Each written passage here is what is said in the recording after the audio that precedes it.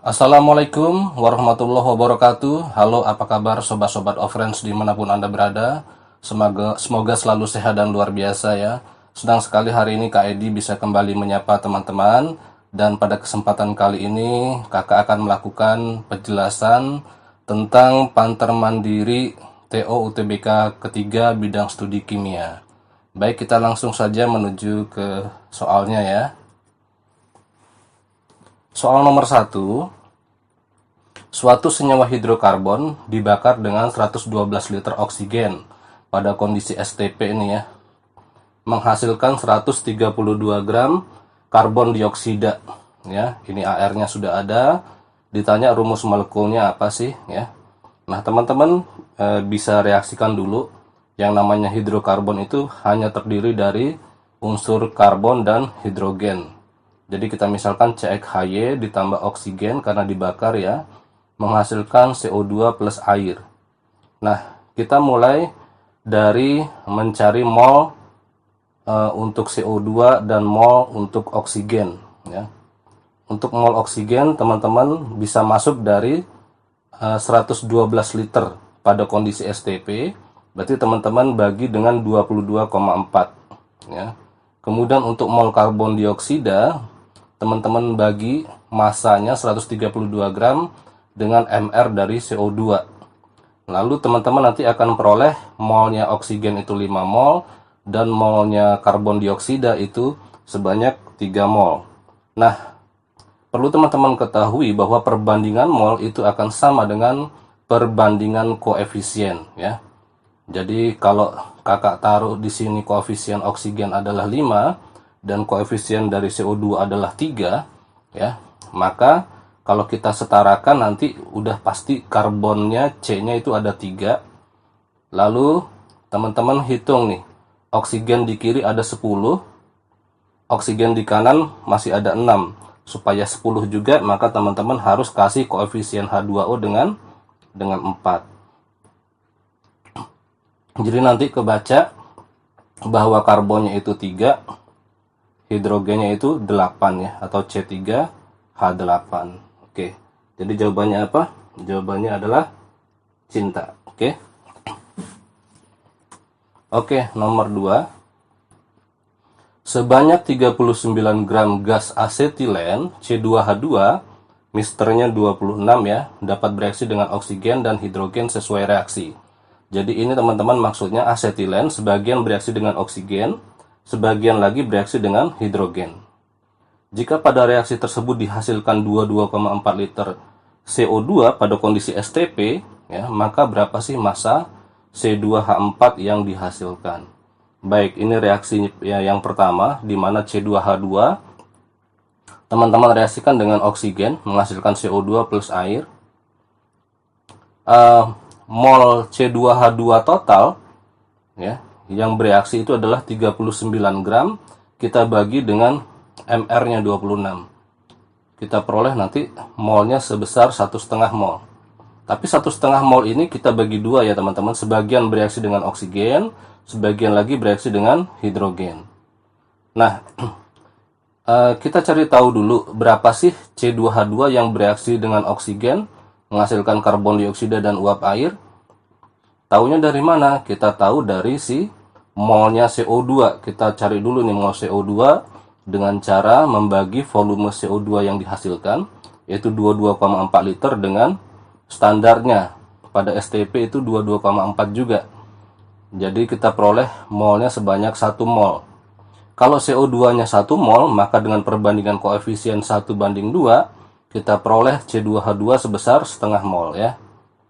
Nah, ternyata C2H2 yang bereaksi dengan oksigen dari 1,5 mol awal tadi, ternyata yang bereaksi dengan oksigen itu setengah mol.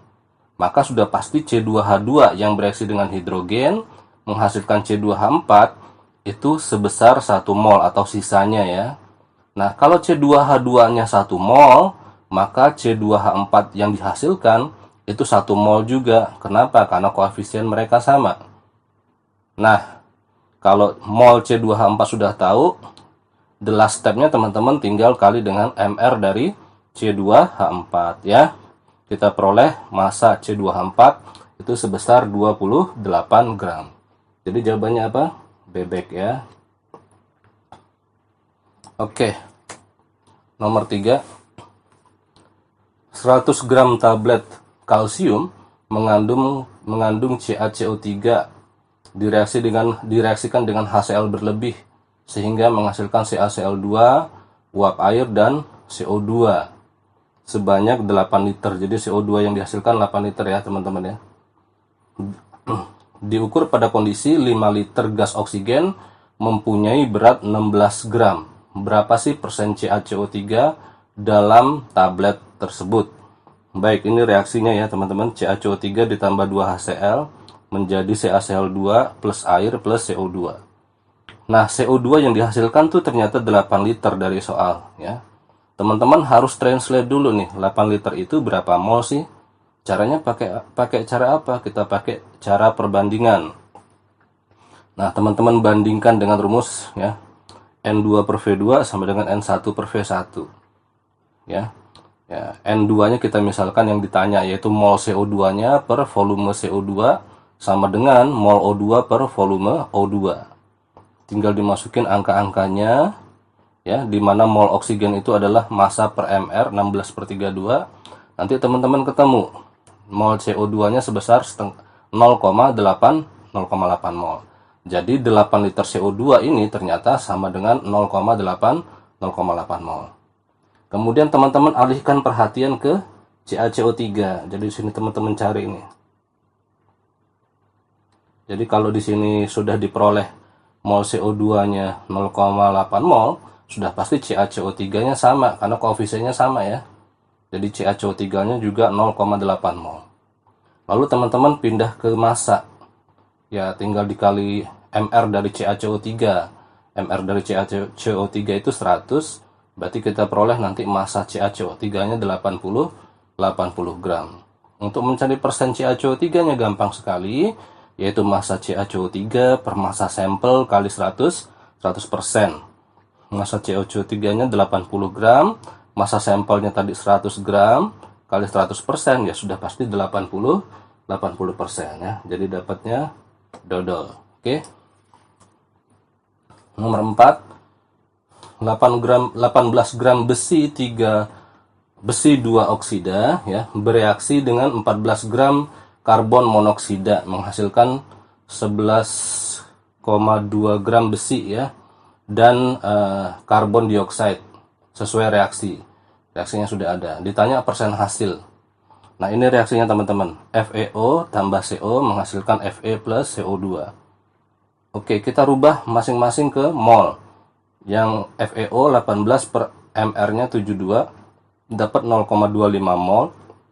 Yang CO 14 gram per mR-nya CO 28 kita peroleh setengah mol. Sudah pasti yang habis siapa? Iya, pintar. Yang FeO ya, karena lebih sedikit ya. Kalau FeO-nya 0,25 berarti Fe-nya juga 0,25 karena koefisien mereka sama. Lalu teman-teman tinggal rubah si mol Fe tadi menjadi massa Fe. Caranya tinggal dikali dengan mR-nya Fe, yaitu 56. Nanti kita peroleh 14 gram. Nah, 14 gram ini adalah hasil secara teoritis atau perhitungan. Nah, untuk mencari persen hasil, teman-teman perbandingkan hasil secara praktek terhadap hasil secara teori. Hasil secara praktek itu kita peroleh di soal sebesar 11,2 gram. Hasil secara teori itu tadi dalam hitung-hitungan kita harusnya dapat 14 gram. Jadi persen hasilnya adalah 80% ya. Easy ya. Oke. Enak jawabannya. Beranjak kita ke soal nomor 5. Sebanyak 10 mili HCOH 0,4 molar, Ka-nya 10⁻⁴ diencerkan hingga 100 mili. Lalu diambil 20 mili untuk dititrasi dengan CaOH 2 kali 0,04 molar. Statement yang tepat adalah, apakah benar dibutuhkan 10 mili CaOH2 untuk mencapai titik ekivalen?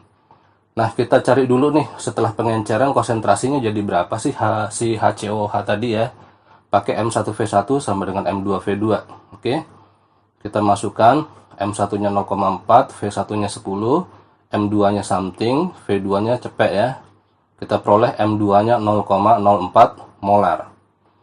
Jadi konsentrasi HCOH setelah pengenceran itu segini, 0,04 molar. Nah, teman-teman, untuk menguji apakah dia ekivalen apa enggak, maka kita masukkan ke persamaan MaVa kali A sama dengan MbVb kali B. Ma molaritas asam kali volume asam kali A itu jumlah H+, Mb molaritas basa, Vb volume basa, B jumlah OH.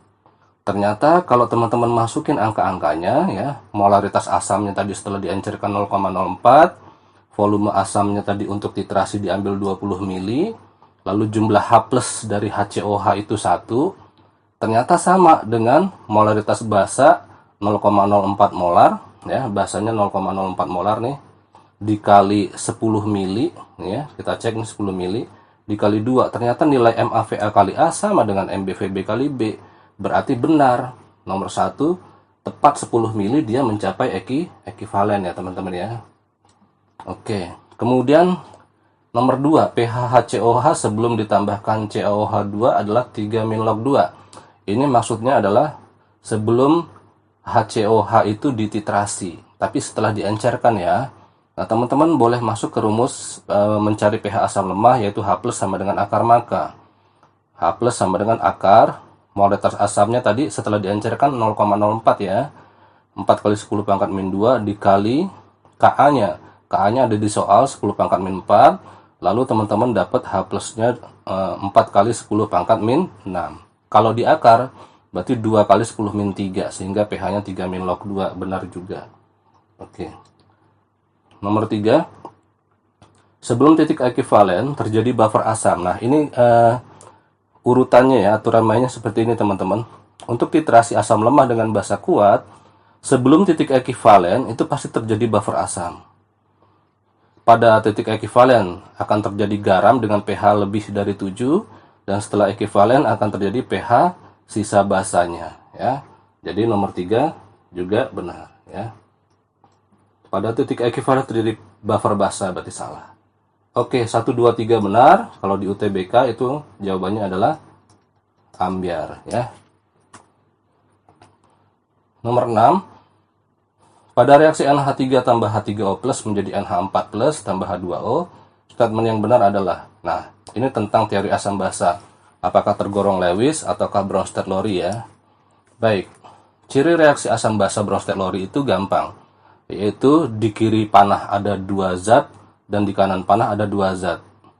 Kalau yang teori asam basa Lewis, di kiri panah ada 2 zat, di kanan panah ada 1 zat. Nah, teman-teman lihat di sini. Ternyata di kiri dan kanan ada 2 zat, berarti kita mengerucut ke teori Bronsted-Lowry. Nah, menurut Bronsted-Lowry, asam itu adalah donor H+. Sedangkan basa menurut Bronsted-Lowry itu adalah akseptor atau penerima H+. Nah, dari option yang ada, kita sorot yang Bronsted-Lowry aja, yaitu antara C dan D. Mana yang benar? Ya, kita cek yang jawaban C. Apakah NH4+ sebagai Bronsted-Lowry? Kita lihat, apakah NH4+ menyumbangkan H+-nya ke H2O? Oh, ternyata benar. Nah, kenapa? Karena NH4+ ngasih H+ ke H2O, nanti menjadi NH3. Ya, berarti statusnya sebagai asam menurut si Bronsted-Lowry. Sedangkan H2O karena menerima H+ dari NH4+, maka statusnya sebagai basa menurut teori Bronsted-Lowry ya. Jadi jawabannya apa? Cinta. Oke. Number 7. Dicampurkan 100 ml CH3COH 0,32 molar, Ka-nya 10 pangkat min 5 dengan 100 ml CaOH 2 kali 0,07 molar. Bila ke dalam campuran tersebut ditambahkan lagi 2 ml KOH 1 molar, maka pH akhir reaksi setelah penambahan adalah berapa? Baik. Ini teman-teman boleh cek dulu ke mol H+ dari CH3COH, itu caranya gampang. Molar asam kali volume asam kali A itu 0,32 kali 100 kali 1 sama dengan 32 milimol ya. Lalu mol OH- dari si bahasa CaOH 2 kali itu dapat dari rumus MbVb kali B. 0,07 kali cepek kali 2 ya, dapatnya 14. Ternyata karena mol H+ dari asam lemah lebih besar dari mol OH- yang berasal dari basa kuat, maka sudah pasti akan terjadi buffer buffer asam. Nah, kalau kita buat reaksinya seperti ini ya, CH3COH ditambah CaOH 2 kali menjadi CH3COO2Ca, sehingga kalau kita setarakan seperti ini ya. Nah, mula-mula ada CH3COH 32, CaOH 2 sebanyak 7 ya. Nah, sudah pasti yang habis itu si CaOH 2 7 ya. Nah, ini habis. Kalau CaOH 2-nya 7, berarti CH3COH-nya 2 kali lipatnya, karena koefisiennya 2:1. Berarti ini 14 ya teman-teman ya.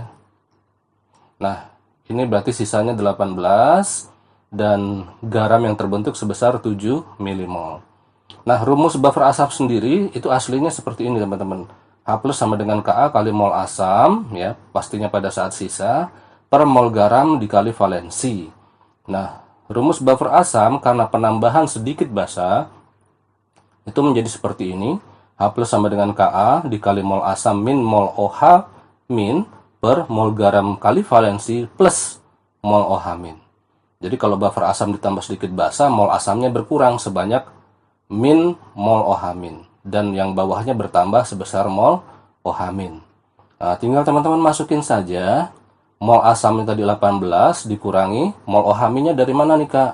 Nah, teman-teman hitung. Mol OH min itu MB kali VB kali B. Molar basanya itu adalah ini ya, yang berasal dari KOH tadi. Molar basanya 1, mililiternya 2 mili. Lalu jumlah OH pada KOH itu kan 1 ya Dek ya. Oke, kita peroleh dapat 2 milimol. Nah, berarti yang atas 18 dikurangi 2 ya. Yang bawah nanti 7 dikali 2. Kenapa? Karena valensinya tadi 2. Valensi itu angka di belakang kurung ya teman-teman ya. Ini valensi. Nah, jadi 7 kali 2 ditambah 2. Nanti berarti ini 16 per 16 artinya 1. Kita peroleh H+-nya 10 pangkat min 5, berarti pH akhirnya dapat 5 ya. Berarti ambiar ya jawabannya ya. Oke. Nomor 8. Bila molekul XY3 bersifat kovalen dan memenuhi kaidah oktet, maka oke, teman-teman perhatikan di sini. XY3 kovalen itu artinya teman-teman silang aja. X itu terima 3, Y itu terima 1. Karena X terima 3, berarti X ini mempunyai 5 elektron valensi atau 5 elektron di kulit terluar. Karena Y terima 1 elektron, berarti itu artinya si Y mempunyai 7 elektron valensi. Kenapa 5 elektron valensi Kak? Karena dia sudah terima 3 supaya oktet kan. Berarti sebelumnya dia punya 5 elektron di kulit terluar. Kenapa terima 1 elektron? Itu berarti dia mempunyai 7 elektron valensi. Karena dia ingin menciptakan oktet tadi. Karena dia terima 1, artinya sebelumnya dia sudah punya 7 elektron valensi. Nah, lalu teman-teman gambarlah struktur Lewis-nya. X dengan Y3. Y-nya ada 3 ya. Nah, Y kan terima 1. Teman-teman gambar 1. Seperti ini ya, dipasangkan dengan si X. 1 elektron dari Y dipasangkan dengan X. Begitu juga dengan Y yang lainnya. Oke. Nah, nanti ini pasti sudah berikatan. Ini oktet ya. Ini juga oktet nih teman-teman. Ini pun oktet. Itu ya. Nah, ternyata ada satu sisa elektron, ada satu pasang elektron bebas dari si X ya. Nah, coba kita cek jawabannya satu persatu. X menerima 3 elektron. Oh, udah benar. Y menerima 1 elektron. Pas. XY3 bersifat polar. Nah, teman-teman, tipe molekul yang terjadi adalah AX3E. Artinya, atom pusatnya kita simbolkan dengan A. A ini mengikat 3 atom Y. Y. Berarti X-nya 3 ya. Kemudian yang bebasnya, yang tidak berikatan itu ada satu pasang, berarti AX3E. AX3 ini sifatnya polar. Nanti teman-teman boleh lihat lagi literatur di kelas 10 ya. Jadi AX3 itu bersifat polar. Kemudian antar molekul XY3 berinteraksi dengan gaya London. Nah, XY3 tadi kan polar. Kalau polar, interaksinya adalah merupakan gaya antar dipol. Kalau gaya London itu untuk molekul non polar ya. Jadi ini salah. 1 2 3 ampere. Oke. Nomor 9. Pernyataan yang benar tentang molekul IF3. Oke, IF3, I itu golongan 7A, F juga golongan 7A. Berarti sama-sama terima 1 elektron. Terima 1 elektron. Nah, kalau digambarkan seperti ini, I dengan 3F. Ya, F terima 1, si I juga terima 1. Sehingga setelah digambar struktur Lewisnya, yang masing-masing sama-sama terima 1, ya, ternyata nanti akan masih ada 2 pasang elektron yang bebas atau yang tidak berikatan. Elektronnya yang ini nih, yang bebas pasang, 2 pasang, sehingga tipe molekulnya adalah AX3E2. AX3E2 itu bentuk molekulnya adalah huruf T. Kalau digambar seperti ini, dia akan membentuk sudut 90 derajat antar atom-atom yang terikatnya. Kita cek jawabannya. Mempunyai bentuk molekul trigonal planar. Salah ya, harusnya bentuk T ya. Sudutnya 90 derajat, betul. Bersifat nonpolar. Nah, kalau AX3E2 T ini bersifat polar harusnya teman-teman ya. Dia masih punya sepasang elektron bebas. Sorry, 2 pasang elektron bebas ya. Oke, mempunyai 2 pasang elektron bebas, benar sekali. Oke. Jadi 2 dan 4 cinta. Oke. Nomor 10. Molekul di bawah ini yang mempunyai interaksi ikatan hidrogen. Nah, ciri molekul yang berinteraksi dengan ikatan hidrogen itu atom H-nya terikat langsung dengan atom O, F, atau N. Biasanya kakak ngapalinnya dengan O friends ya. Nah, dari option yang memenuhi itu ternyata option A, di mana atom O-nya ya, itu terikat langsung dengan atom H terikat langsung dengan atom O ya. Jadi ambiar jawabannya. Nomor 11. Pada suhu 25 derajat, kesetimbangan autoionisasi air dengan pKw 14 berlangsung sebagai berikut. H2O reversible H+ tambah OH-. Dalam larutan CaOH2 0,05 molar, maka terdapat ion H+ dengan konsentrasi sebesar berapa? Nah, teman-teman ingat rumus kesetimbangan untuk ionisasi air itu adalah Kw sama dengan H+ kali OH-. Ya. Nah, teman-teman masukin aja kalau PKW-nya 14 artinya KW-nya 10 pangkat min 14. OH-nya kita peroleh dari ya, OH-nya diperoleh dari apa? Konsentrasi basanya dikali jumlah OH-nya. Berarti 0,05 dikali 2 alias 0,1 nanti.